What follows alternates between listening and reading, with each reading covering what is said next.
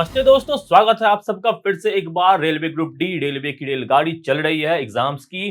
Group D का exam चल रहा है, बहुत ही बड़ा एग्जाम है, करोड़ों लोग दे रहे हैं, करोड़ों लोग की संभावनाएं इससे जुड़ी हुई है। तो इस एग्जाम्स के प्रति जो रिस्पॉन्सिबिलिटी हमारी और बढ़ जाती है और साथ ही साथ जो कंपटीशन का लेवल है वो तो बढ़ा ही रहता है। तो दोस्तों हमें क्या करना है, हमें थोड़ा सा स्मार्ट स्ट्रेटजी अपनानी है कि किस तरह से हम इस एग्जाम में जो है वो पार पा सकते हैं, रेलवे की नौकरी प्राप्त कर सकते हैं। तो इसके लिए साइंस जो है आपके लिए इम्पोर्टेंट साबित हो सकता है। कैसे हो सकता है ये तो हम जानते ही आ रहे हैं। तो हो इस प्रकार से सकता है कि आप मेमोरी बेस्ड क्वेश्चंस को देखें, किस तरह के प्रश्न आ रहे हैं, कौन कौन से टॉपिक से प्रश्न पूछे जा रहे हैं, उन टॉपिक को तो सबसे पहले कवर कर लें। इसके बाद ऐसा नहीं कि उन्हीं से पूछी जा सकते, हो सकता है अगले फेजेस में, अभी तो जैसे तीसरा फेज स्टार्ट होगा तो हो सकता है 8 सितंबर से, तो हो सकता है उसमें कुछ अलग तरह के भी प्रश्न आए, बट वो पूरे अलग नहीं आएंगे। जैसे कि पिछले 2 शिफ्ट की बात करें तो ऑप्टिक्स जो है रहता है वो काफी से कॉमन रह रहा है, पीरियोडिक टेबल भी कॉमन रह रहा है। सिर्फ इस शिफ्ट की बात नहीं, पीरियोडिक टेबल और जो प्लांट रिप्रोडक्शन वगैरह का जो चैप्टर होता है वो पिछले 2018 के समय से भी अभी तक चले आ रहे हैं। साथ ही साथ जो मेमोरी बेस्ड क्वेश्चन के साथ मैं यहाँ पे कुछ अन्य क्वेश्चन भी डिस्कस करता हूँ, और ये भी डिस्कस हम करते हैं कि जो सवाल पूछे गए हैं उससे बेस्ट और आगे क्या क्या सवाल बन सकते हैं, क्या क्या सवाल बन रहे हैं, और दोस्तों बिल्कुल बन भी रहे हैं। एकदम वही से वही एग्जैक्ट सवाल भी कई सारे बने हुए हैं। जैसे कि मैंने पूछा था कि बाइल जूस के बारे में पूछा गया, पेनक्रियास के बारे में, एंडोक्राइन ग्लैंड एक्सोक्राइन दोनों फॉर्म में रहता है तो उस तरह के सवाल पूछा गया है। साथ ही साथ ऑप्टिक्स पे जो सवाल मैंने बताया पावर के पे न्यूमेरिकल आ सकता है, तो उस तरह के सवाल भी पूछे गए हैं। ठीक है दोस्तों, तो टाइप ऑफ क्वेश्चन एग्जैक्टली सवाल तो कहना मुश्किल होता है, पर टाइप ऑफ क्वेश्चंस को आप समझ जाएं, कॉन्सेप्ट को समझ जाएं, तो आप मैक्सिमम सवाल साइंस के आप जरूर हल कर लोगे। तो जो टॉपिक्स इंपॉर्टेंट है उनको साथ साथ आत्मसात करते चले, नोट डाउन करते चले। कहाँ कहाँ आप फंस रहे हो आपको वहां भी देखना है, जो कॉन्सेप्ट गिवन है उसमें कहाँ कहाँ फंस रहे हो आपको यहाँ भी देखना है। दूसरी बात क्या होती है, गलतियां कैसे कम से कम करनी, इन चीजों को भी पकड़ना होता है। तो अब स्टार्ट करते हैं। 2 सितंबर का जो शिफ्ट हुआ है, 2 सितंबर के जो शिफ्ट में जो हमारे सवाल आए हैं, साथ ही साथ उन पे और क्या सवाल बन सकते हैं, ये भी हम यहाँ पे जानने का जो है प्रयत्न करेंगे। ओके, तो दोस्तों स्टार्ट करते हैं। तो एक जो बहुत ही कॉमन सा सवाल आया हुआ था, कई बार आया है, हर शिफ्ट में आया है, वो आया है ओम्स लॉ से सवाल आया हुआ है। ठीक है, तो ओम्स लॉ से सीरीज रेजिस्टेंस यानी श्रेणीबद्ध तरीके से जो प्रतिरोधकता रहती है, या पैरेलल जो प्रतिरोधकता को जो अरेंज करके रखा जाता है सर्किट में, दोनों तरह के प्रश्न पूछे गए हैं। तो ये प्रश्न पूछा गया, एक बार प्रश्न को देख लेते हैं अच्छे से। प्रश्न क्या रहा है दोस्तों, 3 resistors 2 ohm, 3 ohm and 6 ohm are in parallel with 2 volt battery. The current in the circuit is। तीन प्रतिरोधक 2 ओम, 3 और 6 ओम 2 वोल्ट के बैटरी के समानांतर है, सर्किट में विद्युत धारा कितनी है, ये हमें प्रश्न है। अब हमें बताना है इसका उत्तर क्या होगा। तो जब पैरेलल होता है दोस्तों, जब पैरेलल होता है तो क्या होता है, तीनों में विभवांतर जो होगा वो क्या होगा, सेम होगा। कितना होगा वो भी हमको दिया हुआ है, वो होगा 2 वोल्ट। ठीक है, 2 वोल्ट का हमने कर दिया, समानांतर में सबको 2 वोल्ट से जोड़ दिया। कितना कितना है, 2 ओम है, ठीक है, 3 ओम है और 6 ओम है। ठीक है, और वोल्टेज कितना दिया हुआ है दोस्तों, 2 वोल्ट का वोल्टेज दिया हुआ है। अब इस तरह का है पैरेलल कनेक्शन है, इसमें हम क्या करते हैं, ये वाला सूत्र यूज करते हैं, 1/r equal to 1/r1 plus 1/r2 plus 1/r3 का इस्तेमाल करेंगे यहाँ पे। यानी कि इसके हिसाब से 1/6 प्लस 1/3 प्लस 1/2। ठीक है, 6 3 2 कितना आ जाएगा दोस्तों, 6 है हमारा, 1 3 से 2 कटा, एलसीएम लिया 2 और 3, कितना आ गया 6/6 यानी कि 1। रेजिस्टेंस कितना आ गया हमारा, कुल रेजिस्टेंस, इक्विवेलेंट रेजिस्टेंस हमारा कितना आ गया, 1 ओम। इक्विवेलेंट का मतलब ये तीनों हटा दें और 1 ओम वाला प्रतिरोधक लगा दें तो बात बराबर पड़ेगी। और जब बात बराबर पड़ेगी तो कर दिया हमने ये काम। अब हमें निकालना है करंट। ओम्स भाई साहब यहाँ पे याद आएंगे, V equal to I R हम अप्लाई करेंगे। 2 वोल्ट होता है, करंट होता है कितना I, रेजिस्टेंस निकाल दिया हमने कितना, 1 ओम जी। तो करंट कितना आ जाएगा, 2/1 यानी कि 2 एम्पियर। कितना करंट आएगा दोस्तों? 2 एम्पियर का करंट इस पूरे सर्किट में रहेगा जी। तो इस तरह का सवाल पूछा गया है। अब आपसे आगे क्या सवाल पूछा जा सकता है? सेम ही तरह का सर्किट है, ठीक है? सेम ही तरह का सर्किट है ये वाला। इसमें पूछ देगा आपसे दोस्तों कि ये जो 2 ओम का रेसिस्टर है, इसमें कितना करंट है? या ये 6 ओम का रेसिस्टर है, इसमें कितना करंट है? तो ऐसे केस में हमें क्या करना है? जल्दीबाजी में आके फॉर्मूलों का इस्तेमाल नहीं करना है। जल्दीबाजी में आके फॉर्मूलों का इस्तेमाल नहीं करना है। एम क्या है? एम है ये देखना कि सवालों को हम कितना जल्दी निपटा देते हैं। जितना जल्दी ये सवाल आप बना लोगे, उतना जल्दी आप अधिक टाइम दे पाओगे गणित के सवालों में, रीजनिंग के सवालों में, क्योंकि वहाँ समय सवालों में किसी के सवालों में समय लगता है। तो हमें क्या करना है? साइंस का यहाँ पे आपका रोल क्या होगा? साइंस का मेरा रोल है कि आपको साइंस में समय बचाना है। तो ये सवाल जब आएगा तो हम कॉन्सेप्ट तुमको पता रहेगा तो हम आसानी से बना सकते हैं। कॉन्सेप्ट हमको क्या पता रहना चाहिए कि जब श्रेणीबद्ध होता है, जब श्रेणीबद्ध मैं कह रहा हूँ, जो पैरेलल रेजिस्टर होता है श्रेणी, तो पैरेलल में समानांतर जब रहती है, समानांतर में जो प्रतिरोध लगे हुए रहते हैं, तो क्या होता है? सब में क्या बराबर होता है? सब में विभवांतर यानी कि पोटेंशियल डिफरेंस जो होता है वो सब में बराबर होता है। पोटेंशियल डिफरेंस सब में बराबर है, ठीक है? ये इसमें भी 2 वोल्ट है, इसमें भी 2 वोल्ट है, इसमें भी 2 वोल्ट है। सब में 2 वोल्ट का पोटेंशियल डिफरेंस है। अगर हमें 2 ओम में पूछा जाए कितना करंट आ रहा है, तो हम कैसे निकालेंगे? हमारा रेजिस्टेंस दिया हुआ है 2 ओम, ठीक है? पोटेंशियल डिफरेंस दिया हुआ है कितना? 2 वोल्ट। अब हमें करंट निकालना, कैसे निकाल देंगे? सीधा-सीधी 2 वोल्ट डिवाइड कर देंगे 2 ओम से, क्या निकलेगा? 1 एम्पियर जी। तो इसमें करंट कितना जा रहा है दोस्तों? 1 एम्पियर। इसमें पूछ रहा है, ध्यान देंगे, क्वेश्चन को ध्यान से पढ़ेंगे। 2 ओम में अगर पूछा जाए तो कितना बोलेंगे कि 1 एम्पियर इसमें जो है वो करंट आया है जी, ठीक है? कुल मतलब तीनों मिला देंगे तो तीनों मिला के 2 एम्पियर आया, नहीं इसमें एक आएगा, 2 दोनों में बाकी में चला गया। तो इसमें आया है 1 एम्पियर, 2 में पूछा गया है। इसी तरह अगर 3 में पूछा जाए तो क्या करते हैं? 2 वोल्ट दिया हुआ है, 2/3 यानी कि 0.66 जो है इसमें करंट गया हुआ है, ठीक है? इस तरह 6 ओम को निकाल देंगे, कितना निकालेंगे? 0.33 जो है इसमें गया हुआ है एम्पियर, ठीक है? सिर्फ अगर हमसे ये पूछ रहा है तो हमें पूरा स्टेप करने की आवश्यकता बिल्कुल नहीं। मेरे कहने का मतलब ये है, अगर सिर्फ पूछा जाए कि 2 ओम का निकालना है तो हमको ये इक्विवेलेंट निकालने की आवश्यकता नहीं है। हम सीधा-सीधी क्या कर सकते हैं? इसको इससे भाग देके अपना करंट का वैल्यू निकाल सकते हैं। जी, समझे? तो ये चीज़ें हमको ध्यान में रखनी है, इन चीज़ों को ध्यान रखोगे, प्रैक्टिस करोगे, प्रैक्टिस ये चीज़ ध्यान में आती है। रोज़ वीडियो देखो, ज़्यादा से ज़्यादा मॉक लगाओ, तो ये चीज़ें आप प्रैक्टिस में आप अपने ला सकते हो, अपने व्यवहार में ला सकते हो। व्यवहार में लाने की चीज़ है। टिप एंड ट्रिक्स जो होता है वो कुछ अलग सी चीज़ नहीं होती, वो ऐसी चीज़ होती है जो हम व्यवहार में लाते हैं, अपने दिनचर्या में उसका हिस्सा बनाते हैं, तब वो टिप एंड ट्रिक्स जो होता है हमारे काम आता है। तो आपको इन चीज़ों को अपनी दिनचर्या का हिस्सा बनाना है कि कैसे हम अपना समय बचाएँ क्वेश्चन को सॉल्व करने में। जब हमको इस तरह कॉन्सेप्ट पता रहेगा तो हम बचा लेंगे। और जिन्हें ये बातें नहीं पता रहेगी, जो पूरा प्रोसेस है, क्या करेंगे? पहले पूरा का इक्विवेलेंट रेजिस्टेंस निकालेंगे, फिर सब में तीनों में बराबर कितना-कितना करंट जा रहा है उस तरह से निकालेंगे। नहीं तो सीधा-सीधा जब निकल रहा है उत्तर, सीधा-सीधा निकाल देना है। वो थोड़ी पूछ रहा है क्या प्रोसेस आपने फॉलो किया है, वो तो आपको सीधा सही आंसर वहाँ पे मार्क करना है। तो सही आंसर जो मार्क करने का सबसे आसान तरीका आपको दिख जाए, बस वो उस तरीका पे घुस जाना है। ठीक है? हाँ, कॉन्सेप्चुअली सही होना चाहिए, इस बात का हमें बिल्कुल ध्यान देना है। आगे बढ़ते हैं दोस्तों। तो ये जो सबसे कॉमन टॉपिक अभी चला आ रहा है, दोनों फेज की बात कर रहे हैं और आगे भी रहेगा, बहुत चांसेस है, वो है ऑप्टिक्स का चैप्टर, यानी कि प्रकाश से संबंधित जो चैप्टर है वो बहुत ही इंपॉर्टेंट रह रहा है और आगे भी रहेगा।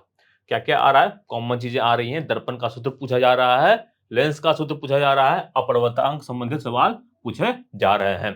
तो जैसे कि मैं पूछूं कि मिरर एंड लेंस फार्मूला क्या-क्या है, तो दर्पण का सूत्र क्या-क्या होता है? दर्पण का होता है दोस्तों, बहुत ही आसान है, डिवाइड करते चले, 1/f = 1/v + 1/u। लेंस का अगर बात करें तो कुछ नहीं करना है, सेम चीज होता है, बस इसमें क्या करना होता है, प्लस की जगह माइनस कर देना होता है। आवर्धन इसमें क्या होता है? v/u होता है, इसमें क्या होता है? -v/u होता है। सवाल ऐसे भी पूछा जा रहा है दोस्तों कि अगर ये जो मतलब इस तरह का दिया हुआ है, इसको थोड़ा सा मैं सॉल्व कर देता हूँ अगर, तो क्या हो जाता है? 1/vu प्लस कितना हो जाता है? v प्लस u, ठीक है? इसको इस तरह सॉल्व कर देना, क्या होता है? vu to u minus v, ठीक है? तो ये जो पूछा इस तरह से भी जा सकता है कि दर्पण का जो फॉर्मूला है वो क्या है, तो इस फॉर्म में भी पूछा जा सकता है और लेंस का फॉर्मूला भी इस फॉर्म में पूछा जा सकता है, तो कंफ्यूज नहीं होना है आपको। इस फॉर्म में भी इसको याद रखना है। क्या कुछ नहीं किया मैंने, बस यहाँ पे जो इस तरह से एलसीएम लेके ऐड कर दे फ्रैक्शन को, उस तरह से यहाँ पे जोड़ दिया, इस तरह से फ्रैक्शन को यहाँ पे घटा दिया, तो वही काम करना है। उस तरीके से भी सवाल पूछ देगा कि फोकल दूरी का सूत्र क्या है, और एफ के ऊपर नीचे करके इस तरह का सवाल भी पूछा जा सकता है, तो ऐसे भी पूछा जाएगा, इसमें कंफ्यूज नहीं होना है। आवर्धन का फॉर्मूला वी बाई यू किसका होता है, लेंस का होता है, ये उल्टा लिख दिया मैंने यहाँ पे, माफ कीजिएगा। लेंस का होता है वी बाई यू और दर्पण क्या होता है माइनस वी बाई यू, ठीक है। दर्पण का मैग्निफिकेशन कितना होता है माइनस वी बाई यू, और लेंस का कितना होता है वी बाई यू। सीधा सीधा याद रखना है, बहुत ही आसान है सब याद रखना। और अप्रवर्तांक पर सवाल पूछा जा रहा है, तो mu equal to C by V हमें याद रखना है। इस पे सवाल सीधा सीधा आ चुका है और भी आ सकता है, और कंपैरिजन करते हुए सवाल आ सकता है। पहले क्या वीडियो देखोगे तो वहां पे मैंने इस पे डिटेल में न्यूमेरिकल को सॉल्व किया हुआ है। तो सी होता है प्रकाश की गति हवा में, और वी होता है प्रकाश की गति जिस माध्यम में हमें क्या होता है अप्रवर्तांक को निकालना है। जितना ज्यादा अप्रवर्तांक होता है उतना ज्यादा क्या होता है, लाइट जो होता है वो बेंड करता है, मतलब प्रकाश की जो किरण होती है उतना ही ज्यादा जो है अपने झुकाव महसूस करती है, ठीक है, उतना झुकाव उसमें देखा जा सकता है। तो ये सब चीजें हैं, ये सब कॉन्सेप्ट है, बहुत इंपॉर्टेंट है, हर वीडियो में हमने इसको डिस्कस किया हुआ है, तो सारे वीडियोस को जरूर देखें, लास्ट तक देखें। एक सवाल भी सॉल्व कर ही लेते हैं, यहाँ तक पहुंचे हैं तो सवाल आप देख लीजिए एक बार अच्छे से। सवाल क्या कहता है कि a concave mirror produces 3 times magnified enlarged real image of an object placed at 10 cm in front of it. Where is the image located? एक अवतल दर्पण अपने सामने 10 सेंटीमीटर की दूरी पर रखी वस्तु का 3 गुना आवर्धित वास्तविक प्रतिबिंब बनाता है, छवि कहाँ स्थित है? सीधा सीधा प्रश्न है, बहुत ही आसान सा। तो इसको कैसे निकाल करेंगे, कैसे सॉल्व करेंगे, इसको स्टार्ट करते हैं। तो क्या पूछ रहा है दोस्तों, सब पूछ रहा है इसमें किसके बारे में, कनकेव मिरर के बारे में, अवतल दर्पण के बारे में, ठीक है। कनकेव मिरर यानी कि इस तरह का जो दर्पण होता है उसके बारे में ये सवाल पूछा जा रहा है। क्या क्या पूछ रहा है इसमें, क्या क्या दिया हुआ ये देखना है। ऑब्जेक्ट प्लेस है 10 सेंटीमीटर, तो आपको ध्यान रखना है कि जो वस्तु है वो क्या होता है, हमेशा नेगेटिव डायरेक्शन में रहता है, तो हम क्या लिखेंगे u equal to minus 10 centimetre, ठीक है। और क्या पूछ रहा है कि 3 गुना आवर्धित वास्तविक प्रतिबिंब बना रहा है, 3 गुना आवर्धित वास्तविक प्रतिबिंब बना रहा है, तो मैग्निफिकेशन कितना है दोस्तों -3। अब माइनस क्यों, वास्तविक है, वास्तविक है तो उल्टा भी होगा, अब उल्टा होगा तो क्या होगा, मैग्निफिकेशन -3 हो जाएगा, ठीक है। अब हमें क्या निकालना है दोस्तों, हमें निकालना जो प्रतिबिंब बना वो कहां बना, हमें ये v का वैल्यू निकालना है। तो कैसे निकालेंगे, माइनस वी बाई यू हमको पता है कितना होता है, आवर्धन के बराबर होता है, जो कितना दिया हुआ है -3 के बराबर दिया हुआ है। यू का वैल्यू दिया हुआ है कितना -10, माइनस वी बाई -10 कितना हो जाएगा -3। प्लस माइनस में कंफ्यूजन नहीं होना है, ध्यान से इसको कैलकुलेशन करना इस तरह का गणित को। तो यहाँ पे ये दोनों कट जाएगा, v कितना क्या बराबर आ जाएगा, v इक्वल टू -10 सेंटीमीटर के बराबर, -30 सेंटीमीटर के बराबर आ जाएगा। यानी कि यहाँ पे 10 सेंटीमीटर पर अगर देखें वस्तु है तो इमेज यहाँ पे 30 सेंटीमीटर पे ये बनेगा, ठीक है। ये 10 है, ये 30 है, यहाँ पे इस तरह का इमेज फॉर्मेशन होने की बात हो रही है, ठीक है। तो इस तरह का सवाल है, सिंपल सिंपल हमने देखा, यहाँ पे हमने बस आवर्धन का फॉर्मूला में याद था, हमने इसको निकाल लिया। अब कई लोग इसमें कंफ्यूज भी हो जाएंगे, क्या इसमें दर्पण फॉर्मूला का इस्तेमाल करना है, जब जरूरत नहीं है तो क्यों करना है, जहां जरूरत होगा दर्पण फॉर्मूला का इस्तेमाल करने के लिए वहां किया जाएगा। अगर इसी सवाल पूछ जाए कि हमें फोकल दूरी निकालनी है तो कैसे निकाल लेंगे, तब हम दर्पण फॉर्मूला का इस्तेमाल करेंगे। तो हम क्या निकालेंगे, 1/f=1/u हमने निकाल दिया कितना, u पहले से दिया हुआ -10 और v हमने निकाल दिया कितना -30, ठीक है। तो इस सूत्र से हम क्या करेंगे, फोकल लेंथ को निकाल लेंगे। माइनस कॉमन ले लिया, 10-30 का एलसीएम 30 ले लिया, 30 1 प्लस 3 कितना हो गया -30/4, यानी कि 7.5 सेंटीमीटर जो है इसका फोकल लेंथ होगा। कितना को पास होगा, लेंस के पास होगा।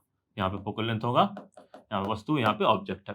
फोकल लेंथ पूछा जाए तब हम ये वाला काम करेंगे, नहीं पूछा जाए, खाली पूछा जाए इस तरह का सवाल में कि हमें इमेज की दूरी निकालनी है, तो हम यहाँ पे क्यों जाएंगे, सीधा सीधा आवर्धन का फॉर्मूला हम याद करेंगे, मैग्निफिकेशन का फॉर्मूला हमको पता है, तो हम सीधा सीधा उस प्रश्न को हल कर देंगे, ठीक है।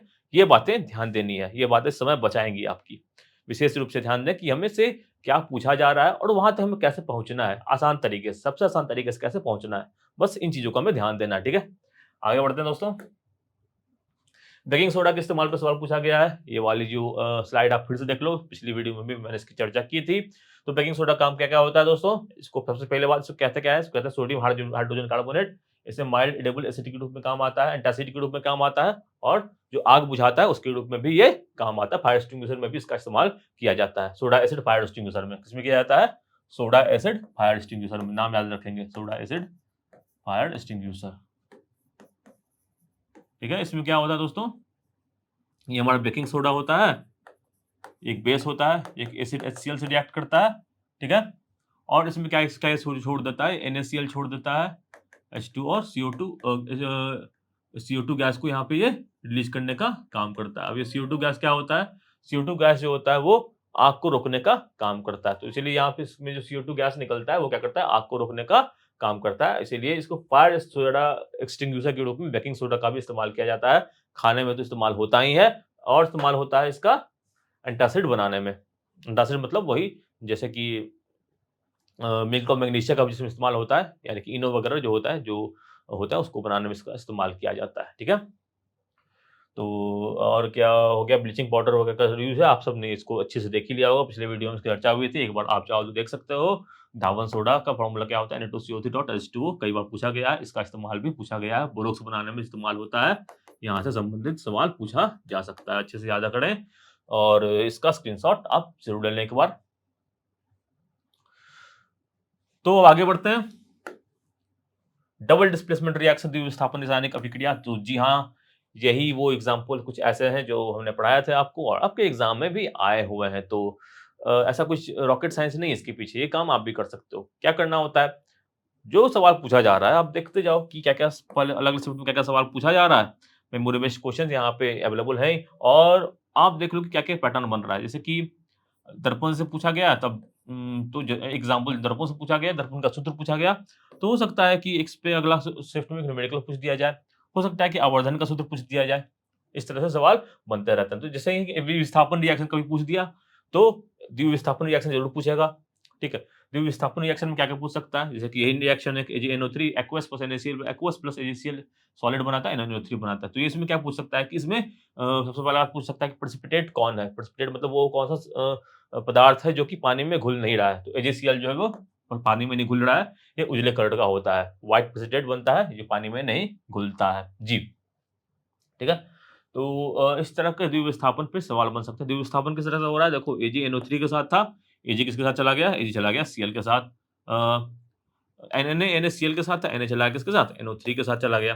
तो पार्टनर्स यहाँ पे बदल लिए गए। इसी तरह की रिएक्शन कहते हैं क्या, द्विविस्थापन रिएक्शन। कोई एक दूसरे को बस पार्टनर को उठा के ले जाता है तो उसको क्या कहते हैं, उसको विस्थापन रिएक्शन बस कहते हैं, डिस्प्लेसमेंट रिएक्शन कहते हैं। और दोनों एक दूसरे को पार्टनर को ले जा रहा है तो क्या हो रहा है, वो हो जा रहा है द्विविस्थापन रासायनिक अभिक्रिया। दोनों पे सवाल बन रहे हैं। पहले भी बता चुका हूं कि पहले कई बार बता चुका हूं कि पहले जो केमिकल रिएक्शन का चैप्टर है, एनसीईआरटी का पहला चैप्टर एसिड बेस का चैप्टर है, वहां पे जितने रिएक्शन दिए हुए, जितनी भी अभिक्रियाएं दी हुई हैं, सारे बहुत ही ज्यादा इंपॉर्टेंट है। हर रिएक्शन से सवाल जरूर पूछा जा रहा है, हर तरह के रिएक्शन से सवाल पूछा जा रहा है। जितने भी केमिकल रिएक्शन है, इक्वेशन के साथ उसको याद कर लें, उनको बैलेंस करने का भी सवाल बन रहा है, आप देख रहे हो। तो एनसीईआरटी की किताब बहुत ही ज्यादा इंपॉर्टेंट है, इसको अच्छे से पढ़ लेंगे आप। आगे बढ़ जाते हैं, थोड़ा सा देखते हैं कि the crust of the tooth is made up of. जो दांत होता है वो किसका बना होता है, दांत का शिखर किसका बना होता है, तो इनामेल का बना होता है। इनामेल स्ट्रॉन्गेस्ट सब्सटेंस हमारे बॉडी का होता है, ऐसा भी कहते हैं। आगे बढ़ते हैं, इसके साथ जो ये इनामेल ऑफ टूथ पूछा गया है, तो आप देख रहे हो कि कई सारे एग्जाम में, कई सारे शिफ्ट में पूछे गए हैं, डायग्राम देके क्वेश्चन पूछा गया है। तो डाइजेस्टिव सिस्टम का डायग्राम देके भी एक क्वेश्चन पूछा गया है, और उसमें जो है हमें क्या करना पड़ता है, दिखाना पड़ता है कि कौन सा जो पार्ट है वो किस चीज का है। तो वहां से भी सवाल बन रहे हैं। तो जितने भी डायग्राम है डाइजेस्टिव सिस्टम का, सर्कुलेटरी सिस्टम का और एक्सक्रीटरी सिस्टम का, ये सब डायग्राम आप अच्छे से देख लें, और उसकी लेबलिंग किस तरह से की गई उसको भी आप अच्छे से समझ लें। आगे बढ़ जाते हैं दोस्तों, यहाँ पे देखो चैम्बर ऑफ हर्ट फ्रॉग में कितना पूछा जा रहा है, चर्चा किया था इसका हमने। तो 3 चैम्बर ऑफ हर्ट होता है, तो ये भी एक चीज है जो पिछले वीडियो में आपने देखा था। तो वही बस पैटर्न बस में देखना है कि क्या ये पूछे जा रही हैं और आगे क्या क्या पूछ सकता है उससे जुड़ा हुआ। तो एम्फीबिया का ग्रुप का होता है, इसमें 3 कक्षयुक्त हृदय सबके होते हैं, एम्फीबियम जो भी पाए जाते हैं। ठीक है, कौन कौन सा होता है, फ्रॉग, टॉड, सैलमेंडर होता है। रेप्टाइल में भी क्या होते हैं, 3 चैम्बर ऑफ हर्ट होते हैं। सिर्फ एक क्रोकोडाइल जो होता है, जो मगरमच्छ होता है, उसको 4 चैम्बर ऑफ हर्ट होते हैं। बाकी में क्या होता है, बाकी में 3 चैम्बर हर्ट होते हैं। रेप्टाइल्स में भी रेंगने वाले जीव होते हैं। पंछियों की बात करें, एवीज की बात करें, तो क्या होता है, इनमें 4 चैम्बर्ड हर्ट होते हैं। ठीक है, एवीज और मैमल दोनों में फूड चैम्बर हर्ट होते हैं और दोनों क्या होते हैं, दोनों वार्म ब्लडेड होते हैं, यानी गर्म खून वाले होते हैं, वार्म ब्लडेड होते हैं। ठीक है। एम्फीबियम और फिश क्या होते हैं, एम्फीबिया फिश जो होते हैं वो दोनों क्या होते हैं, कोल्ड ब्लडेड होते हैं। कितना क्या होते हैं, कोल्ड ब्लडेड होते हैं। ओके। एम्फीबिया में खास बात क्या होती है कि गिल्स के थ्रू, गलफरों और जो फेफड़े होते हैं दोनों के थ्रू ये सांस ले सकते हैं। तो मेढक जो होता है वो गिल्स से भी सांस लेता है, वो फेफड़ों से भी सांस लेता है। आगे बढ़ जाते हैं। मेंडल का एक्सपेरिमेंट सवाल पूछा जा रहा है। मेंडल के एक्सपेरिमेंट में उन्होंने सबसे बेसिक जो काम उन्होंने क्या किया था, उन्होंने ये किया था कि कुछ बड़े प्लांट्स ले लिए, ठीक है, और कुछ छोटे प्लांट्स उन्होंने ले लिए। इनका उन्होंने क्या किया, इनका इन्होंने क्रॉस किया। क्रॉस करने के बाद इन्होंने क्या पाया कि जो है वो सारे में जो है वो क्या हो गया, सॉरी एक छोटा छोटा बड़ा तो जो पहला जनरेशन निकला, F1 जनरेशन जो निकला, जो फर्स्ट जनरेशन, उसमें क्या थे, सारे जो प्लांट थे वो बड़े बड़े थे। ठीक है, सारे प्लांट जो थे वो टीटी थे, बड़े बड़े थे। फिर अब इन्होंने आपस में इसका भी क्रॉस ब्रीड करवाया, इनमें भी आपस में उन्होंने प्रजनन करवाया। इसके बाद जो आगे के जो प्लांट मिले वो क्या मिले, वो ज्यादातर क्या थे, ज्यादातर वो तो क्या थे, कुछ लंबे भी थे और जो थे कुछ जो थे प्लांट वो बिल्कुल छोटे थे। मतलब एक चौथाई जो प्लांट थे वो छोटे थे, सॉरी एक चौथाई प्लांट छोटे थे और जो तीन जो प्लांट थे वो क्या थे, वो बड़े थे।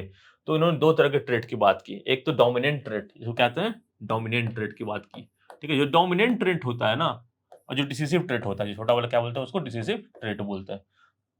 तो जो डोमिनेंट ट्रेट होता है वही डोमिनेट करता है, वो आगे जनरेशन में वो मतलब उसकी अधिक वैल्यू रहती है। बट देखो अगली जनरेशन के बाद भी क्या है, जो डिसीसिव ट्रेट था, छोटा वाला जो पौधा था वो उसका भी एक प्रेजेंस देखने को मिल गया है। मतलब हुआ क्या बेसिकली कि दो लंबे लोग थे, उनमें आपस में रिप्रोडक्शन हुआ, तो जो प्रोडक्ट बना सारे, मतलब एक लंबा और छोटा में रिप्रोडक्शन हुआ, तो सारे जो क्या हुए सेकंड जनरेशन में, सारे जो हुए वो लंबे हुए। फिर उनके जो बीच में आपस में जब रिप्रोडक्शन हुआ तो लास्ट में क्या हुए, लास्ट में जो थे तीन लंबे हुए और एक छोटा हो गया। मतलब एक जो टी था वो जो है ये अपने दादाजी का जो ट्रेट है वो यहाँ तक वो लेके आ गया था जी।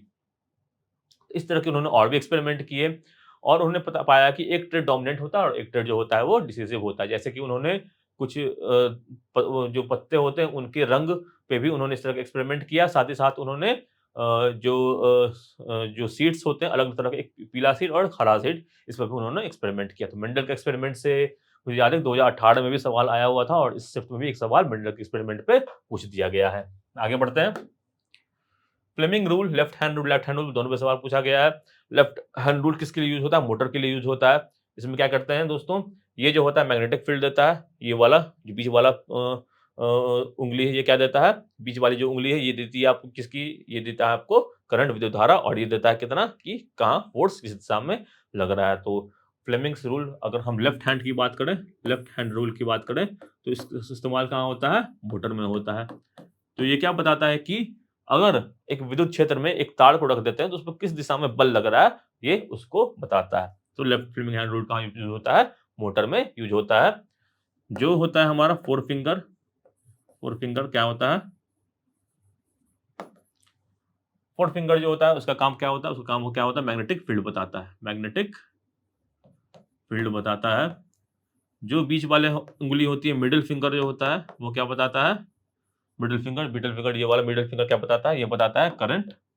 और जो थंब होता है दोस्तों, अंगूठा, ये बताता है कि बल किस दिशा में लग रहा है। मतलब जो करंट कैरिंग वायर बल किस दिशा में लग रहा है। और क्या सवाल पूछ सकता है, सवाल आपसे पूछ सकता है कि अगर जो मैग्नेटिक फील्ड है और जो करंट का डायरेक्शन सेम दिशा में है तो क्या होगा, तब बल कहाँ लगेगा, तब उस केस में क्या होगा, बल शून्य लगेगा। तब दोनों एक दिशा में चल रहा है तो बल तो लगेगा ही नहीं। ये कब हो रहा है, जब दोनों सारे जो है वो एक दूसरे के परपेंडिकुलर हैं, तीन डायमेंशन में तीनों जो है एक दूसरे के परपेंडिकुलर है। बल की बात कर रहे हैं, मैग्नेटिक फील्ड की बात कर रहे हैं, करंट की बात कर रहे हैं, करंट की दिशा की बात कर रहे हैं, तीनों एक दूसरे में क्या है, परपेंडिकुलर है। तभी जो होता है वो इस तरह का कंडीशन फुलफिल होता है। अगर पैरेलल में रहेंगे यानी फील्ड और करंट एक दिशा में ही चल रहे होंगे तो क्या होगा, तब कोई बल नहीं लगेगा जी। आगे बढ़ते हैं। तो अब इसी के साथ एसी एंड डीसी जनरेटर पे सवाल पूछा गया है। तो इसमें डीसी एसी जनरेटर की अगर बात करें तो उसमें किस तरह का फॉर्मूला लगता है, उसमें जो है वो राइट हैंड रूल लगता है, राइट हैंड ये वाला रूल लगता है, ठीक है। चीजें वही होती है, ये फील्ड होता है, ये करंट होता है, ये फोर्स लगता है। बस इसमें होता क्या है कि इसमें फोर्स पहले हम लगा रहे हैं, मैग्नेटिक फील्ड दिया हुआ है, करंट कहाँ पे बन रहा है। फ्राइडे साहब ने एक्सपेरिमेंट करके बताया था कि मैग्नेट का इस्तेमाल करके कैसे हम करंट को बना सकते हैं, और जो अवजीवी दुनिया क्या है वो उसी चीज को फॉलो करती है। तो करंट को हमें यहाँ पे दिया हुआ, ये दिया हुआ है, फोर्स की दिशा हमने लगा दिया, हमें बताना है किस दिशा में करंट इंड्यूस हुआ है। और इसी जो प्रिंसिपल है, इस पे हमारा जो एसी या डीसी दोनों तरह का जनरेटर जो है वो काम करता है। कैसे करता है थोड़ा समझ लेते हैं। अब जैसे कि यहाँ पे हमने क्या किया, इसको यहाँ पे इस तरह का अरेंजमेंट होता है। यहाँ पे एक लगा होता है कार्बन ब्रश, ग्रेफाइट का बना होता है कार्बन ब्रश, और इसको क्या कहते हैं, इसको कहते हैं स्प्लिट रिंग्स। क्या कहते हैं दोस्तों, स्प्लिट रिंग्स कहते हैं। यानी कि देखो एक रिंग जैसे कि एक गोला सा बना हुआ है, उसको दो टूटा हुआ पार्ट है, एक आधा पार्ट ये है, दोनों सेमी सर्कल जैसा, एक आधा पार्ट ये है। तो इस तरह का एक अरेंजमेंट किया हुआ रहता है। अब इसमें क्या होता है कि ये जो जुड़ा हुआ है आपस में एक्स और वाई, इसको हम घुमा रहे हैं। अब घुमा रहे हैं देखो, तो क्या हो रहा है कि नीचे मान लो ऊपर की ओर घुमा रहे हैं, इसको ऊपर की ओर घुमा रहे हैं, ठीक है, ऊपर की ओर ऐसे। तो क्या हो रहा है कि फोर्स बल इस दिशा में लग रहा है, नॉर्थ से साउथ पोल। हमको पता है कि करंट चलते रहता है नॉर्थ से साउथ पोल। ये भी सवाल कई बार पूछा गया कि मैग्नेटिक फील्ड लाइंस के बारे में कहाँ से कहाँ तक जाता है। तो नॉर्थ से साउथ जा रहा है, यानी कि इस दिशा में जा रहा है, बल हम ऊपर की दिशा में लगा रहे हैं, तो करंट कहाँ जा रहा है, यहाँ से यहाँ तक करंट फ्लो हो रहा है। अब करंट फ्लो होते होते कहाँ कहाँ जा रहा है, इससे होते हुए इससे होते हुए इससे होते हुए इससे चला जा रहा है। अब इसको चेंज करेंगे तो क्या हो जाएगा, चेंज करेंगे तो अभी आप पाओगे कि इसमें जो करंट की दिशा है वो सेम अभी भी है, ठीक है। तो इस तरह का जो जनरेटर होता है जिसमें करंट की दिशा इस सर्किट में नहीं बदल रही है, तो उसमें क्या होता है, उसमें उसको क्या बोलते हैं, उसको बोलते हैं डायरेक्ट करंट जनरेटर। क्या बोलते हैं, डायरेक्ट करंट जनरेटर या डीसी जनरेटर। जी हाँ, जहाँ करंट की दिशा बदल नहीं रही है। अब करंट की दिशा अगर बदल जाएगी तो क्या हो जाएगा, तो देखो करंट की दिशा यहाँ पे मतलब इसमें बदल रही है लेकिन इसमें नहीं बदलती। सर्किट जो है हमारा मेन, उसमें करंट की दिशा नहीं बदलती है, तो उसी तरह को कहते हैं डीसी जनरेटर। अब दूसरा में क्या हो रहा है, एसी जनरेटर में क्या हो रहा है कि दोनों यहाँ पे क्या लगा हुआ है, यहाँ पे पूरा रिंग लगा हुआ है, ठीक है। यहाँ पे स्प्लिट रिंग नहीं लगता, यहाँ पे पूरा रिंग लगा रहता है। ये दोनों का बीच का बेसिक अंतर होता है कि इसमें स्प्लिट रिंग लगा रहता है और उसमें एक पूरा रिंग कम्यूटेटर लगा हुआ रहता है। किसमें, एसी जनरेटर में। ये कौन सा है, ये एसी जनरेटर है, और इससे पिछले वाला डीसी जनरेटर था। तो इस जनरेटर में क्या होता है कि नॉर्थ से साउथ की ओर जो है वो तो चल रहा है, फील्ड लग रहा है, तो और उसी तरह इसमें करंट भी आ रहा है। बट इसमें क्या हो रहा है कि एक बार करंट जो है, अगर आधा घूमने के बाद करंट क्या हो रहा है, पहले तो इससे इसे जा रहा है, फिर आधा ये घूमने के बाद क्या हुआ कि करंट जो वो आपने देखा करंट यहाँ से यहाँ फ्लो करने लगा, ठीक है। एक बार करंट इधर से इधर जा रहा है, एक बार करंट इधर से इधर जा रहा है। तो इस तरह के करंट को कहते हैं क्या, हम एसी करंट कहते हैं। तो आप देखो एक बार ये पूरा घूमेगा तो दो बार जो इसकी पोलैरिटी वो क्या हो रही है, वो चेंज हो रही है। तो इसी करंट को कहीं हम मापते हैं तो उसका फ्रीक्वेंसी के फॉर्म में नापते हैं कि कितना इसकी आवृत्ति है। तो आवृत्ति कैसे पता चलती है, कितना बार ये घूम रहा है, जितना बार घूमेगा उतना बार आप देखो क्या हो रहा है, इसका जो होगा वो चेंज होता रहेगा, इसका जो करंट का जो जानने का तरीका है वो चेंज होता रहेगा, ठीक है। तो अब जैसे कि ये एक बार घूमा तो करंट क्या हो रहा है, दो बार चेंज हो रहा है, ठीक है। तो अब एसी करंट जो होता है उसको दो तरीके से हम डिफाइन करते हैं, वोल्टेज किसका कितना जा रहा है और इसका फ्रीक्वेंसी कितना रह रहा है। तो हमारे घर में क्या सप्लाई होता है दोस्तों, हमारे घर में सप्लाई होता है एसी करंट, जिसका जो वोल्ट होता है 220 वोल्ट होता है, ये एवरेज वैल्यू होता है, और जो इसका फ्रीक्वेंसी होता है, आवृत्ति होता है, वो कितना होता है, 50 हर्ट्ज होता है। इसको क्या बोलते हैं दोस्तों, इसको बोलते हैं रूट मीन स्क्वायर। क्या बोलते हैं, आरएमएस, रूट मीन स्क्वायर। तो यहाँ पे इस तरह के सवाल पूछे जा सकते हैं, टर्मोलॉजी से जुड़े सवाल पूछे जा सकते हैं, बेसिक कॉन्सेप्ट से जुड़े हुए सवाल पूछे जा सकते हैं, ठीक है। बेसिक कॉन्सेप्ट क्या है इसमें, डीसी जनरेटर जो रहता है उसमें करंट एक दिशा में बह रही है लगातार, जो एसी जनरेटर है उसमें करंट की दिशा हर आधे मोमेंट पे क्या हो रही है, चेंज हो रही है। जितना आधा ये घूम रहा है तो करंट चेंज हो रहा है, पूरा घूमने पर करंट क्या हो रहा है, दो बार इसका जो पोलैरिटी है वो चेंज हो जा रहा है। तो ये चीज ध्यान रखनी है। अगर सवाल पूछा जाए कि अगर 50 हर्ट्ज है, अगर फ्रीक्वेंसी 50 हर्ट्ज है, कहने का मतलब कि 50 बार ये घूमा है, तो करंट के पोलैरिटी कितना बार चेंज हुआ, तो एक एक घुमाव में कितना बार चेंज हो रहा है, 2 बार चेंज हो रहा है, तो 50 घुमाव में कितना बार हो, 50 गुना 2 यानी कि 100 बार इसका पोलैरिटी जो है वो चेंज हुआ है। 100 बार जो है वो प्लस माइनस इसका चेंज हुआ है। इस तरह का सवाल बन सकता है। ओके, आगे बढ़ते हैं। तो यहीं पे मैं बता रहा था कि इसी डीसी जनरेटर में क्या होता है, किस तरह से जो है करंट की दिशा यहाँ पे दोनों केस में बदल जाती है। ठीक है, देखो यहाँ पे दिशा बदल गई।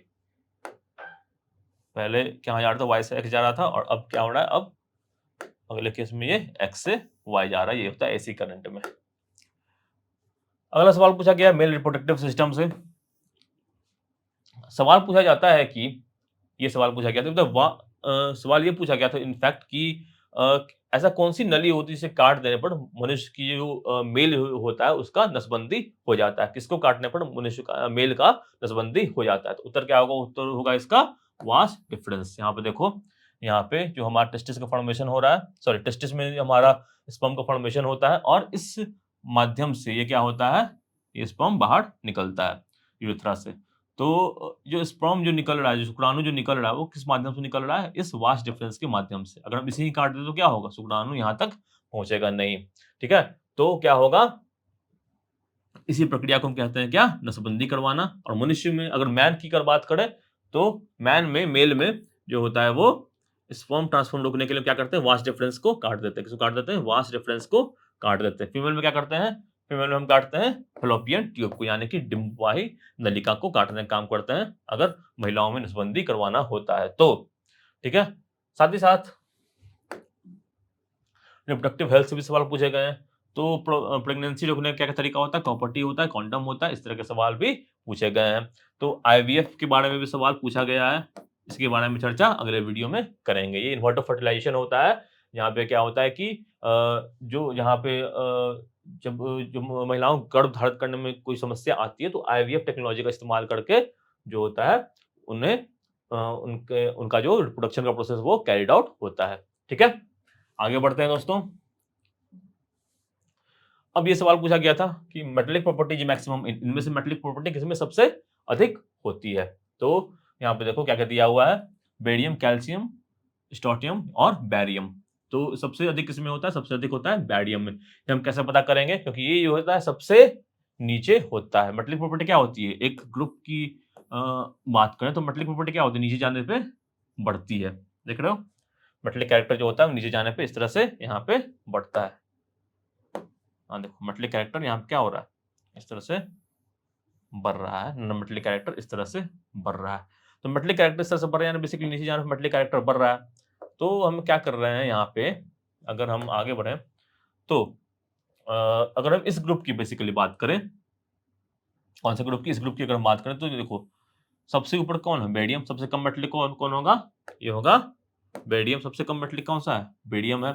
और सबसे अधिक मेटेलिक कौन सा है इस ग्रुप में? अगर इन चारों की बात करें तो यहाँ पर सबसे देखो नीचे आया 56 नंबर बेरियम पड़ा हुआ है, ये सबसे कम जो है वो मेटेलिक होता है। ठीक है, तो अब क्या करेंगे? अब बढ़ेंगे हम आगे, अगले सवाल पे बढ़ते हैं दोस्तों।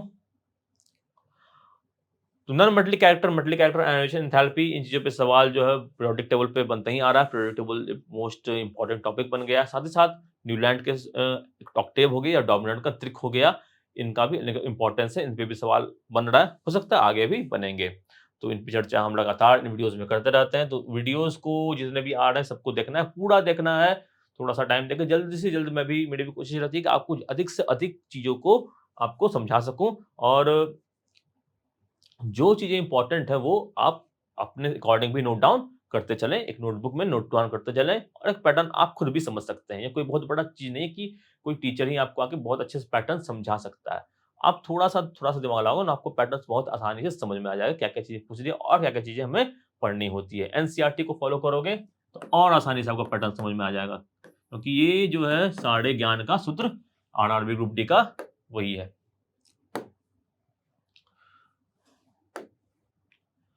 होमोलोगस सीरीज पे सवाल पूछा जा रहा है दोस्तों। होमोलोगस सीरीज की चर्चा हमने की है, जैसे कि अल्केन का क्या होता है? CnH2n+2 होता है। ठीक है, और अगर बात करें कि अल्काइन का क्या होता है? अल्काइन यानी कि ट्रिपल ट्रिपल कार्बन बॉन्ड का क्या होता है? CnH2n-2 2 होता है, अल्कीन डबल बॉन्ड का CnH2n होता है। तो इस तरह का सवाल पूछा गया है दोस्तों।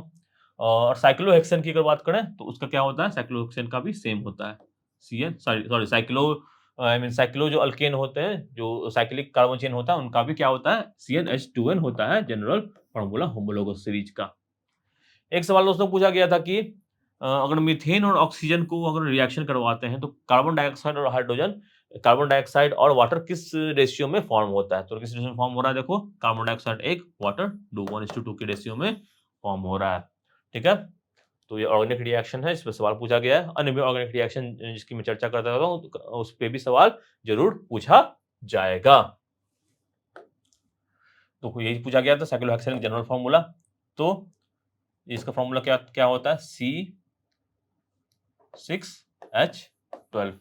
होमोलोगस सीरीज में साइक्लो जहां पे लग गया और अल्केन लग गया तो क्या लगाते हैं फार्मूला, हम लगाते सीधा सीधा CnH2n, साइक्लो में यही रहता है। अब इसी की जगह जैसे कि हेक्सेन पूछा गया तो ब्यूटेन का पूछ दिया, साइक्लोब्यूटेन का क्या होगा, C4H8 होगा। इस तरह का एक स्ट्रक्चर होता है साइक्लोहेक्सेन का। 6 कार्बन, सब में क्या क्या हुआ है, एक हाइड्रोजन इस तरह से लगा हुआ है, एक्चुअली 2-2 हाइड्रोजन लगा हुआ है। ठीक है,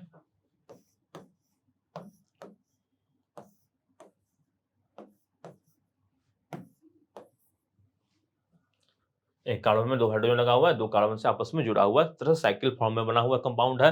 तो क्या बना रहा है, साइक्लोहेक्सेन बना रहा है। कार्बन की एक खासियत होती है कि वो कई तरह के लंबे लंबे चेन बना सकता है, साइक्लिक चेन बना सकता है।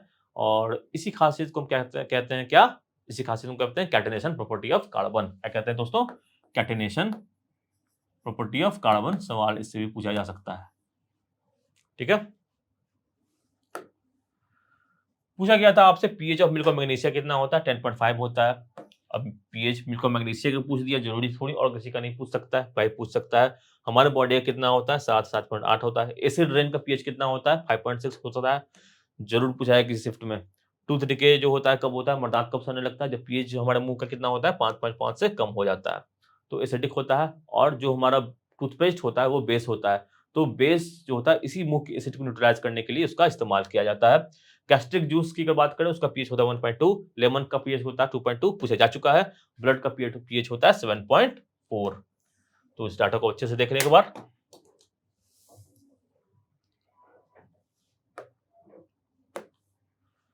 सारे पीएच कोई भी एग्जाम में आपके पूछे जा सकते हैं। आगे बढ़ जाते हैं। अब इंपॉर्टेंट पॉइंट्स हमने क्या क्या नोट किया कि यूजफुल केमिकल कंपाउंड पूछा जा रहा है, सेल टिश्यूज के इंपॉर्टेंट एक टॉपिक है, 5 सवाल बन रहा है। इवोल्यूशन पे सवाल बन रहा है, जैसे कि मेंडल का सवाल पूछा गया था। ऑप्टिक्स तो फेवरेट है, इलेक्ट्रोमैग्नेटिक इंडक्शन पे भी कई सारे सवाल पूछे गए हैं। Resistivity, resistance, Ohm's law, power, इस पे सवाल पूछा जा रहा है। प्रेडिक्टेबल कॉमन ही है, ऑर्गेनिक केमिस्ट्री कॉमन ही है। फोटोसिंथेसिस भी बहुत इंपॉर्टेंट है, इसका केमिकल रिएक्शन को बैलेंस करने का इस तरह का सवाल पूछा जा रहा है। ऑक्सीडेशन रिएक्शन तो फिलहाल अभी फिजिकल सिस्टम में देखने को नहीं मिला है, बट इंपॉर्टेंट तो है ही। केमिकल रिएक्शन एनसीईआरटी के सारे पढ़ लेने, ह्यूमन बॉडी सिस्टम पे डायग्राम बेस्ड सवाल को अच्छे से देख लेना है।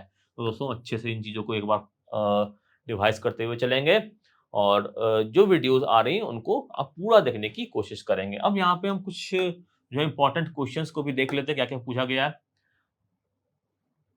तो आपसे पूछा जा सकता है कि लाइपोइज जो है किसके द्वारा सेक्रेट होता है, तो लाइपोइज किसके द्वारा सेक्रेट होता है, पैंक्रियाज के द्वारा सेक्रेट होता है।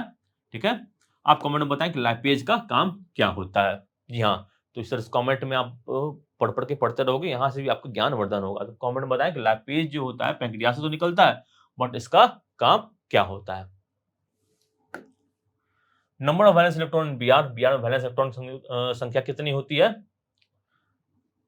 बीआर में को पता है कि वैलेंस इलेक्ट्रॉन की संख्या कितनी होती है, 7 होती है। ठीक है, ये हाइड्रोजन का पार्ट होता है। आगे बढ़ते हैं। Power electric heater which draws 5 ampere current at 220 volt supply is, electric heater का पावर कितना होगा अगर ये 5 एम्पीयर करंट लेता है और सप्लाई देता है कितना, 220 वोल्ट का। पावर निकालने का क्या करते हैं, सिंपल दोनों का मल्टीप्लाई कर देते हैं। कितना आएगा दोस्तों, 1100 वाट। पावर की यूनिट क्या है, वाट, यानी कि 1.1 किलो वाट। ऑप्शन में है, जी हाँ बिल्कुल है। 1.1 किलो जूल भी था, किलो जूल नहीं मारना है, पूछ रहा है क्या पावर, तो मार देना है क्या, किलो वाट। ठीक है, तो यहाँ पे भी कंफ्यूज होने का चांस रहता है, कदम कदम को फुक फुक के चलना है, आसान प्रश्नों को भी नहीं छोड़ना है। तो यही जो है वो सफलता का आधार बनेगा। ये कहते हैं ना, कैचेस विन मैचेस, और कैचेस छूट जाते हैं तो मैच हार जाते हैं। अगर आप आसान कैचेस छोड़ देते हो तो आप मैच हार जाते हैं। तो यही सब आसान कैचेस हैं जिन्हें हमें छोड़ना नहीं है। ठीक है, आगे बढ़ते हैं। ये सवाल पूछ रहा है, जब when light travels from denser to radio medium, जब प्रकाश इसके माध्यम से विरल माध्यम में जाता है तो क्या होता है? क्या स्पीड ऑफ लाइट बढ़ती है, घटती है, angle of incidence, angle of refraction ज्यादा होता है, light is bends away from normal होता है, frequency of light wave change हो जाती है? तो क्या होता है, स्पीड ऑफ लाइट जो होता है वो बढ़ जाता है। क्यों बढ़ रहा है? डेंसर से बढ़ रहा है रेयरर की ओर। ध्यान देंगे, डेंसर से बढ़ रहा है रेयरर की ओर, तो क्या हो रहा है, स्पीड ऑफ लाइट भी बढ़ रहा है। ठीक है, कैसा केस होगा ये? डेंसर से रेयरर को जा रहा है, कहाँ जा रहा है? अवे फ्रॉम नॉर्मल जा रहा है। कैसे जा रहा है? अवे फ्रॉम नॉर्मल जाने का ये काम कर रहा है, नॉर्मल से दूर जा रहा है, परपेंडिकुलर जो है नॉर्मल, इससे ये दूर जाने का काम कर रहा है। तो यहाँ पे क्या हो रहा है, बेसिक निश्चित तौर पर क्या हो रहा है, इसका जो स्पीड है वो बढ़ रहा है। ठीक है, angle of incidence is more than angle of refraction, नहीं, एंगल ऑफ रिफ्रैक्शन देखो यहाँ पे एंगल ऑफ इंसिडेंस से अधिक है। अपरावर्तन का कोण जो है वो इंसिडेंट का कोण से वो अधिक है। Light bends away from normal, तो light bends away from normal, light bend away from normal, तो ये भी सत्य है यहाँ पे। तो ये ऑप्शन भी, दोनों ऑप्शन सही हो गया यहाँ पे। Frequency of light wave changes, तो नहीं, ये भी गलत हो जाएगा, ये भी गलत हो जाएगा। ठीक है, तो यहाँ पे आपको देखो दो ऑप्शन यहाँ पे सही मिल रहा है। तो स्टेटमेंट के फॉर्म में सवाल पूछा जा सकता है कौन कौन सा सही है, कौन कौन सा गलत है, और सीधा सीधा आपसे सवाल पूछा जा सकता है कि इनमें से कोई भी एक सही, यानी कि यहाँ पे अगर रहता कि टुवार्ड नॉर्मल है तो ये भी गलत हो जाता। तो अच्छे से ध्यान से देखना है कि कहाँ पे किस मीडियम में किस तरह के जो है वो चेंजेस आ रहे हैं। ठीक है, आगे बढ़ते हैं। ये पूछ रहा है कि the flow of electric current is parallel to the magnetic field, the force will be zero. अभी इसकी चर्चा की थी मैंने कि अगर इलेक्ट्रिक करंट और मैग्नेटिक फील्ड पैरेलल हो जाए तो फोर्स पे कितना लगेगा, शून्य लगेगा। ठीक है, क्योंकि दोनों एक दिशा में चल रहा है। हम कैसे पढ़ते हैं, दोनों परपेंडिकुलर में हो तब इस पे देख रहे हो कि फोर्स लग रहा है, लेकिन एक ही दिशा में रहेगा तो फोर्स नहीं लगेगा। आगे बढ़ते हैं। Which on the following have scales, इनमें किसकी बॉडी पर स्केल्स पाया जाता है? क्या एम्फीबियन की बॉडी में पाया जाता है, पीसेस उभयचर की बॉडी में पाया जाता है, रेप्टाइल सरीसृप पे पाया जाता है, मैमल्स स्तनधारी में पाया जाता है? तो दोस्तों स्केल पाया जाता है किस पे? पीसेस पे, यानी मछलियों में पाया जाता है, और सरीसृप रेप्टाइल्स यानी कि सांप का जो ग्रुप होता है सरीसृप वर्ग, उसमें ये पाया जाता है। ठीक है, तो ये क्लासिफिकेशन का सवाल है, क्लासिफिकेशन का सवाल भी एक दो आ रहा है। पर्पल कलर्ड सॉलिड हाइड्रोजन इसमें से कौन है? तो आयोडीन जो होता है वो सॉलिड हाइड्रोजन होता है। आयोडीन की खास बात क्या होती है दोस्तों? आयोडीन की खास बात ये होती है कि ये इसमें एक साइन होता है। अक्सर कहा जाता है कि जो अधातु होते हैं उनमें साइन नहीं होता है, वो जो उनका अपीयरेंस होता है बहुत डल सा होता है। डल से मतलब अच्छे से वो दिखते नहीं है। मेटल धातु जो होते हैं वो अच्छे दिखते हैं, चमकते हैं, बटन मेटल चमकते नहीं। आयोडीन एक ऐसा धातु है जो कि चमकता भी है। आगे बढ़ते हैं दोस्तों। एंट स्ट्रिंग में कौन सा एसिड पाया जाता है? पाया जाता है कौन सा? Methanoic acid. ऑक्सैलिक एसिड कहाँ पाया जाता है दोस्तों? ये ऑरेंज में पाया जाता है। एसिटिक एसिड कहाँ पाया जाता है? विनेगर में पाया जाता है। ठीक है, और साइट्रिक एसिड कहाँ पाया जाता है दोस्तों? लेमन वगैरह में पाया जाता है। ठीक है, या अन्य खट्टे फलों में साइट्रिक एसिड पाया जाता है। डी ब्लॉक के एलिमेंट्स कौन से होते हैं? तो 3 से 12 तक जो होता है वो डी ब्लॉक का एलिमेंट होता है। इसके लिए पीरियोडिक टेबल को अच्छे से पढ़ना पड़ेगा। इसको डी ब्लॉक और क्या बोलते हैं? ट्रांजिशन एलिमेंट्स भी बोलते हैं। क्या बोलते हैं? ट्रांजिशन एलिमेंट्स भी बोलते हैं। तो देखो डी ब्लॉक कहां से कहां तक शुरू हो रहा है? 3 से लेके 12 तक शुरू हो रहा है। ठीक है, अच्छे से यहाँ पे देख लेते हैं। तो 3 यानी कि अब देखो ये वाला जो ग्रुप है एसकेएम वाला, यहाँ से लेकर 12वां जो होता है ग्रुप तक, यहाँ तक क्या चल रहा है? डी ब्लॉक एलिमेंट चल रहा है। ठीक है,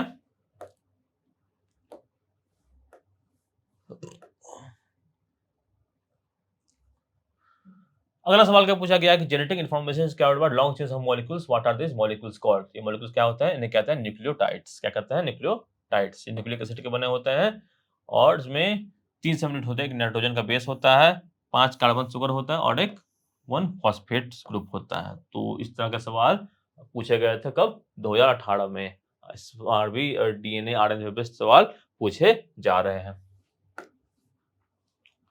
एक सवाल पूछा जा सकता है आपसे कि इसमें से कौन जो होता है, जो बड़े-बड़े फैट के मॉलिक्यूल होते हैं उनको छोटा बनाने का काम करता है? इसका उत्तर क्या होगा? बाइल साल्ट होता है। ठीक है, पेप्सिन, ट्रिप्सिन, अमाइलेज सारे का जो फंक्शन है हमने पिछले वीडियोस में देख लिया है और आप उस वीडियोस को दोबारा जरूर देखें क्योंकि वहाँ पे इन चीज़ों से और जो प्रश्न बन रहे हैं उन पर भी सवाल पूछा गया है। मतलब कि इन पे जो और भी जो प्रश्न बन सकते हैं वो भी सवाल पूछा गया और इनफैक्ट बने भी हैं। कई सारे सवाल अमाइलेज, पेप्सिन पे भी सवाल, ट्रिप्सिन पे भी सवाल पूछा जा चुका है। आगे बढ़ते हैं। ये सवाल पूछा गया कि which of the following is not found in prokaryotic cell. इनमें से कौन जो है तो प्रोकैरियोटिक कोशिका में नहीं पाया जाता है। क्या होता है? सेल मेम्ब्रेन पाया जाता है, साइटोप्लाज्म हर सेल में होता है, माइटोकॉन्ड्रिया के बिना सेल का काम चलेगा या नहीं, न्यूक्लियर मेम्ब्रेन जो होता है वो प्रोकैरियोट में नहीं पाया जाता, ये बस यूकेरियोटिक सेल में पाया जाता है। यूकेरियोट और प्रोकैरियोट क्या होता है? ये दो सेल के टाइप होते हैं। प्रोकैरियोट मतलब क्या हो गया? तो वैसा सेल का टाइप जो मतलब उतना जो डेवलप नहीं किया हुआ, उतना आगे वो बढ़ा नहीं है जीवन में। तो यूकेरियोट क्या होता है? इसका अच्छा से न्यूक्लियर जो होता है अच्छे से डिफाइंड होता है और प्रोकैरियोट में क्या होता है? न्यूक्लियर जो है उतना अच्छा से डिफाइन नहीं होता है। इसका एग्जांपल क्या हो जाता है? इसका एग्जांपल हो जाता है बैक्टीरिया। बैक्टीरिया में बहुत सारे ऐसे बैक्टीरिया होते हैं जो कि प्रोकैरियोटिक होते हैं। अलगी की कुछ अलगी जो होते हैं वो भी क्या होते हैं? वो प्रोकैरियोटिक होते हैं। यानी कि शैवाल की बात कर रहे हैं। शैवाल और जो जीवाणु होते हैं ये सब क्या होते हैं? ये सब प्रोकैरियोटिक सेल का एग्जाम्पल होते हैं। तो दोस्तों ये थे आज के कुछ इंपॉर्टेंट सवाल और आशा करता हूँ आपको ये सारे सवाल समझ में आ गए होंगे। जो भी कॉन्सेप्ट हमने यहाँ पे पढ़ा है वो आपको समझ में आ गया होगा। अन्य वीडियोस में भी हम इसी तरह से चर्चा करेंगे जो आए हुए शिफ्ट है उसे क्वेश्चन के साथ साथ जो और किस तरह के प्रश्न आ सकते हैं उन चीजों के बारे में भी हम चर्चा जरूर करेंगे। तो फॉलो करते हैं सरकारी परीक्षा को, बेल आइकन को जरूर दबा लें। इससे क्या होगा? जो भी नई वीडियो आएगी ग्रुप डी के बारे में उसकी नोटिफिकेशन आपको प्राप्त हो जाएगी। आप तुरंत उस वीडियो को देख पाएंगे। अन्य कोई भी एग्जाम होगा उसके जो नोटिफिकेशन आएंगी या उनसे संबंधित कोई भी अन्य तरह की इन्फॉर्मेशन आएगी वो आपको तुरंत प्राप्त वहां से हो जाएगी। तो फॉलो करना ना भूलें सरकारी परीक्षा को। इसके अलावा इस वीडियो को लाइक करें, शेयर करें दोस्तों के साथ। आप कमेंट में लिखें कि आप और किस तरह की वीडियोस देखना पसंद करना चाहते हैं। धन्यवाद, जय Hind and have a nice day and all the best for exams. Thank you.